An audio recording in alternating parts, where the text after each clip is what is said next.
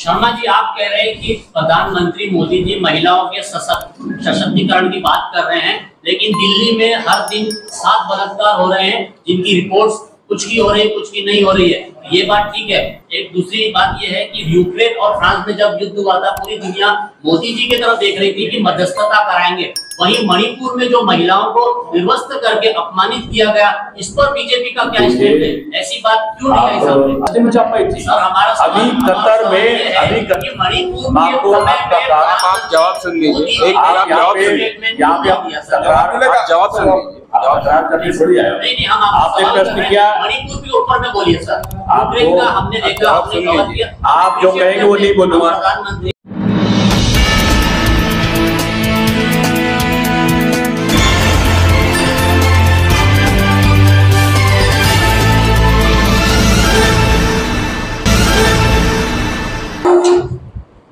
कि मैं भारतीय जनता पार्टी का महाराष्ट्र प्रदेश का प्रभारी, 7वें लोकसभा चुनाव का लड़ने के लिए एक बहुआयामी योजना, विस्तारक योजना है, उसका भी मैं नेशनल कन्वीनर हूँ और राज्यसभा का सांसद हूँ।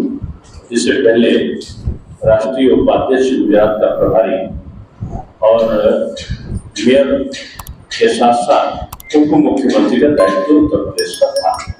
कांग्रेस की अवसरवादी नीतियों से, या यूं मैं कहूं कि कांग्रेस जिसको हम बाबा साहब विरोधी पार्टी मानते हैं, कि बाबा साहब को एक बार लोकसभा में, फिर उपचुनाव में दो बार कांग्रेस ने पराजित किया और वो मंत्रिमंडल में ना आने पा रहे हैं।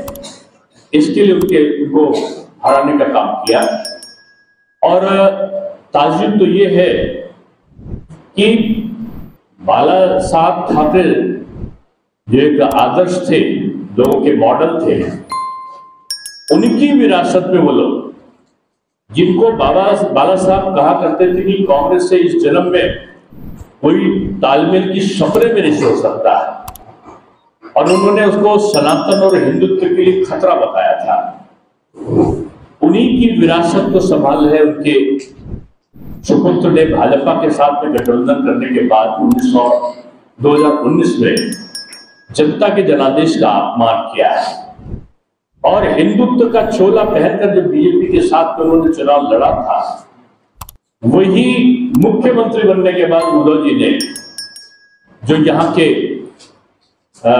श्री राम मंदिर का जब निर्माण कार्य प्रारंभ हो रहा था और महाराष्ट्र में लोग उत्सव मना रहे थे, तो उस समय उन्होंने उत्सव मनाने वाले लोगों को जेल भेज दिया था, हनुमान चालीसा का पाठ करने वालों को जेल भेज दिया था, उनकी लाठी डंडों से पिटाई दी गई थी। यानी नारी सशक्तिकरण का प्रयत्न करने वाली भारतीय जनता पार्टी है और नारी का अपमान करने वाली ये कांग्रेस है जो शक्ति का अपमान करते हैं। अभी राहुल जी का बयान आया शक्ति के अपमान में, और रणजीत सिंह सुरजेवाला ने भी, मैं तो कहूंगा, मेरा आरोप है कि राहुल गांधी के कहने पर उन्होंने हेमा मालिनी जी पर, यानी नारी शक्ति पर प्रहार अपशब्दों के द्वारा उन्होंने अशिष्ट भाषा का प्रयोग करके किया। इसका जवाब जनता चुनावों में देगी है।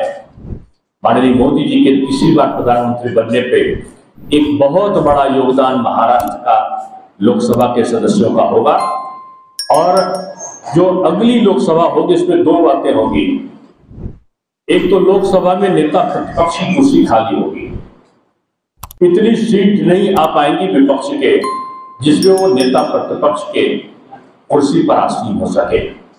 और दूसरी जो सबसे बड़ी घटना होगी कि जून में मोदी जी भारत की जनता के साथ 111वीं मन की बात तीसरे प्रधानमंत्री के रूप में, तीसरी बार बनने वाले प्रधानमंत्री के रूप में करेंगे। मैं फिर से दोहरा रहा हूं कि कांग्रेस अस्तांचल की ओर है।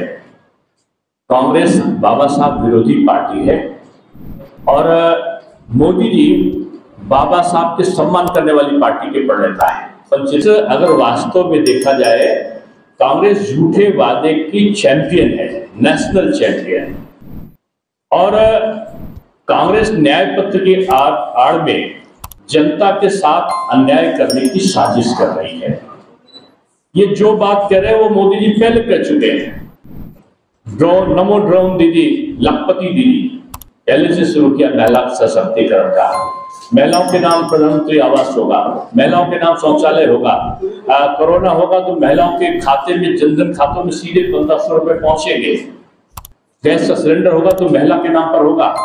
आरक्षण होगा तो महिला के नाम पर 33% का आरक्षण कांग्रेस ने नहीं दिया, बीजेपी ने दिया है।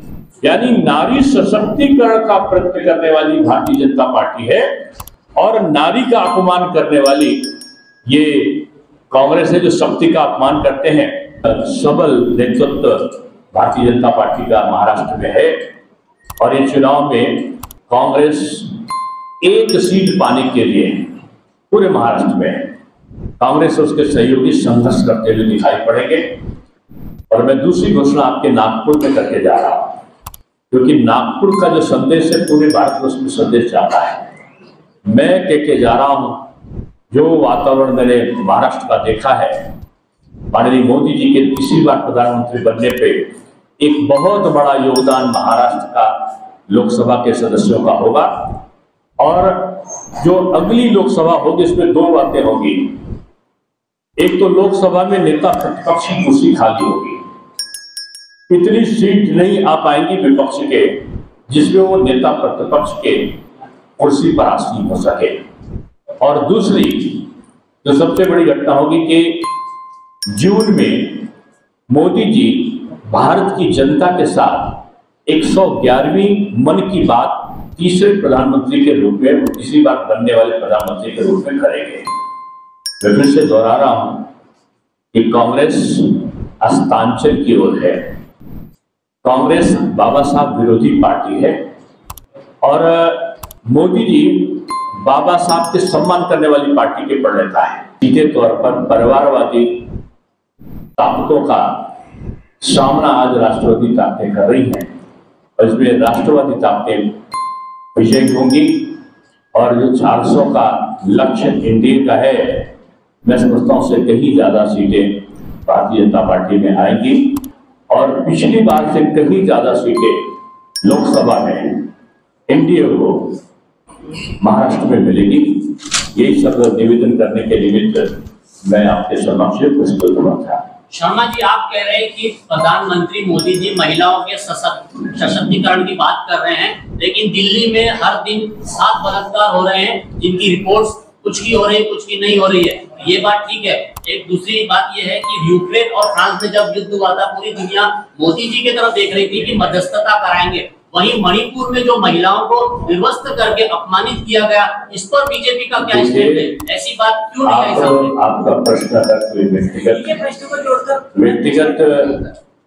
आक्रोश से युक्त हो तो मैं नहीं कह सकता हूँ। मणिपुर की घटना दुर्भाग्यपूर्ण थी और उसको सख्ती से देखता है। आज वहाँ स्थितियां सामान्य है, दोषी है उनको खड़ा कर दिया गया है। और यूक्रेन में फंसे हुए 10,000 से ऊपर लोग, शायद आपने वो दृश्य टेलीविजन पे नहीं देखा होगा कि वहां से मोदी जी ने अपने मिनिस्टर्स को भेजा है।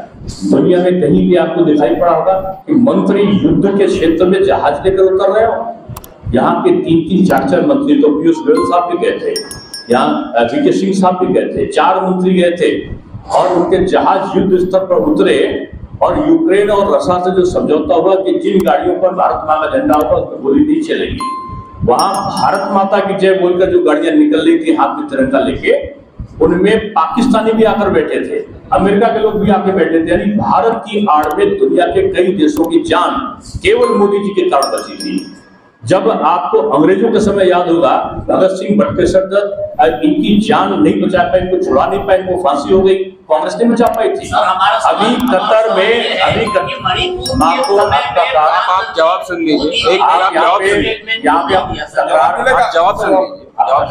थोड़ी आया आपने प्रश्न किया, मणिपुर के ऊपर में बोलिए सर। आपको हमने देखा, आप जो कहेंगे वो नहीं बोलूंगा। प्रधानमंत्री जी का सम्मान करते हैं, आप उस बात को अच्छे से ले रहे हैं। अरे भैया आप रुकिए, सवाल जवाब। मेरा निवेदन आपसे है, आपका कर्तव्य है सवाल पूछना, मेरा दायित्व है उसका उत्तर देना। हम कोई डिबेट में नहीं बैठे जो हम आपसे तर्क करेंगे। मैंने एक लाइन में जवाब दिया कि मणिपुर में कठोर कार्रवाई हुई, स्थितियां शांत हैं ये इस प्रकार की घटना की पुनरावृत्ति ना हो, इसके लिए सरकार सतर्क है। यूक्रेन की बात आपने कही तो मैंने कहा कि वहां भारत का झंडा नहीं, रशिया के और यूक्रेन के सैनिक जो एक दूसरे के विरोधी थे अपने हथियारों को झुकाया, यह नाम मोदी का है और मोदी जी इस स्टाइल से जाने जाते हैं।